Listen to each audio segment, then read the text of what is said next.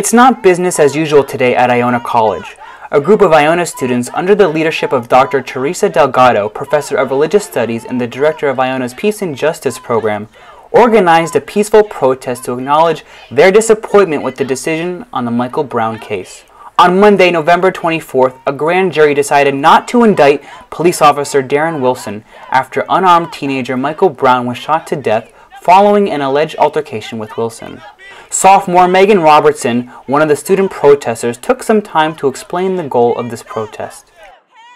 We are raising awareness for the injustice that was shown last night, where the cop who shot Mike Brown was not indicted.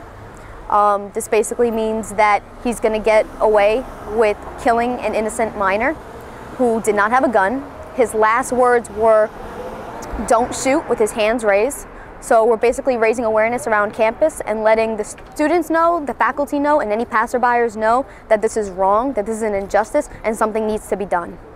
Dr. Delgado canceled one of her classes to allow her students the opportunity to express their concerns over the lack of equality in the justice system. I felt that today was not a business as usual kind of day. After the grand jury decided not to indict Officer Wilson, I felt that I needed to present to my students an opportunity to raise their voice in disappointment and also in solidarity with the Brown family and with all those families across the country whose children are gunned down by the police.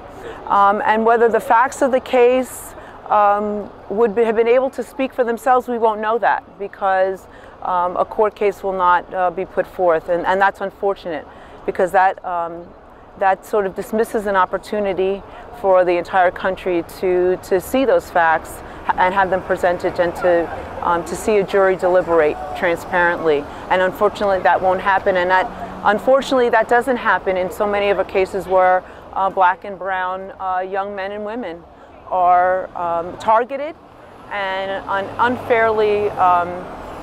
unfairly targeted by law enforcement. So we are a college in the mission of whose mission it is to lift up peace and to promote justice.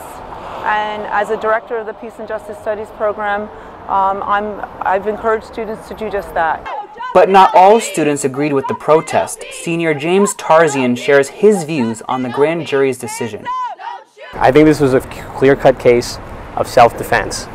All the witnesses recanted their statements, the medical evidence proves that Darren Wilson was assaulted, and the 3 independent autopsies all show that he had wounds on the front, which don't match up to anything that the witnesses said. So they were probably lying. This was a case of groupthink. This is not a way to change the community. This has been an ICTV Special Report. I'm Kyle Byrne.